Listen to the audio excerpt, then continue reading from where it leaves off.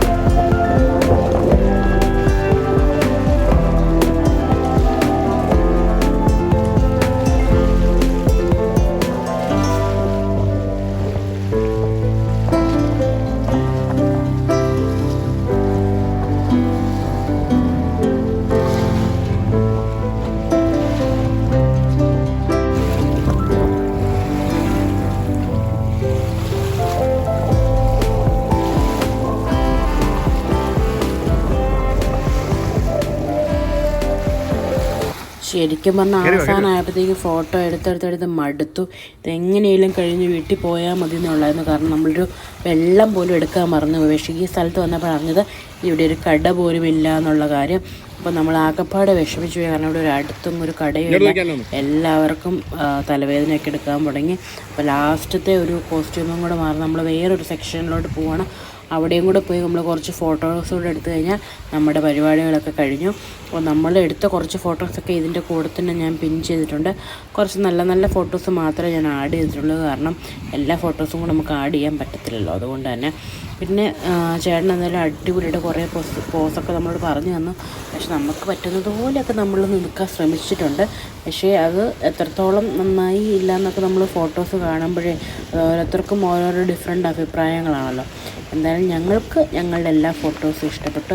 കാരണം ഞങ്ങൾ ഹീസമ വരുമ്പോഴത്തേക്കും അടിപൊളി കുറേ ഫോട്ടോസ് വേണം ഞങ്ങൾക്ക് ആഗ്രഹം ഉണ്ടായിരുന്നു. എന്തായാലും നമ്മളിവിടുന്ന് നമ്മുടെ സ്ഥലം മാറി നമ്മൾ വേറൊരു സ്ഥലത്തേക്ക് വന്നിരിക്കുകയാണ്. അവിടെ നമ്മൾ കുറേ വെറൈറ്റി ഫോട്ടോസൊക്കെ എടുത്തു. അപ്പോൾ അതിനകത്ത് നല്ല നല്ല ഫോട്ടോസൊക്കെ ഞാൻ എന്തായാലും ഇതിൻ്റെ കൂടെ പിൻ ചെയ്യുന്നുണ്ട്. എനിക്ക് ഒരുപാട് ഇഷ്ടമായ, നിങ്ങൾക്കും ഈ ഫോട്ടോസൊക്കെ ഇഷ്ടപ്പെട്ടെന്ന് വിചാരിക്കുന്നു. ഈ ഫോട്ടോസ് എല്ലാം എടുത്തു കഴിഞ്ഞപ്പോഴത്തേക്ക് ഏകദേശം ഉച്ചയ്ക്കൊരു 12 മണിയൊക്കെ ആയപ്പോൾ ഇവിടെ നിന്ന് എന്തായാലും ഒരു 1.5 മണിക്കൂർ യാത്ര ചെയ്തുകൊണ്ട് നമ്മളുടെ ഏരിയയിലോട്ട് പോകാനായിട്ട്. അപ്പോൾ ഈ ഫോട്ടോസൊക്കെ എൻ്റെ ചുമ്മാ ക്രിയേറ്റിവിറ്റിയിൽ ഞാൻ സിമ്പിളായിട്ട് എടുപ്പിച്ച ഫോട്ടോസൊക്കെയാണ്. ഇതൊക്കെ എനിക്ക് ഒത്തിരി ഇഷ്ടപ്പെട്ടു. അത് കഴിഞ്ഞൊന്നും പറയണം, ഞങ്ങളെല്ലാവരും തളർന്ന് ഒരു പച്ചവെള്ളം പോലും ഞങ്ങൾക്ക് കയ്യിൽ നിന്ന് കിട്ടിയില്ല. എല്ലാം കഴിഞ്ഞ് ഞങ്ങൾ ഫുഡ് കഴിക്കാൻ വന്നത് 2, 2:30, 3 മണിയായി. അവിടെ വന്നപ്പോഴത്തേക്ക് അവിടുത്തെ കറികളൊക്കെ ഏകദേശം തീർന്നായിരുന്നു. പിന്നെ ലാസ്റ്റത്തെ ഉള്ള കറിയൊക്കെ വെച്ച് അവർ അഡ്ജസ്റ്റ് ചെയ്ത് നമുക്ക് ഊണ് തന്നു. പിന്നെ കുറച്ച് ചോറും പിന്നെ കറിക്കൊന്നും വലിയ ടേസ്റ്റൊന്നും ഇല്ലായിരുന്നു. പിന്നെ നമ്മൾ വിശപ്പിൻ്റെ വെളിയിൽ നമ്മൾക്ക് എല്ലാ ഫുഡും ടേസ്റ്റായിട്ട് തോന്നുമല്ലോ. അതുകൊണ്ട് നമുക്ക് ഈ കറികളും ഒക്കെ നല്ലോണം ടേസ്റ്റായിട്ട് തോന്നി. നല്ല മീൻകറി മാത്രമേ ഉള്ളായിരുന്നു അവർക്ക് സ്പെഷ്യലായിട്ട്. പിന്നെ നമ്മൾ മീൻകറിയും മോരുകറിയും പച്ചമോരും എല്ലാം കൂടെ കൂട്ടി ചോറും കൊണ്ടു.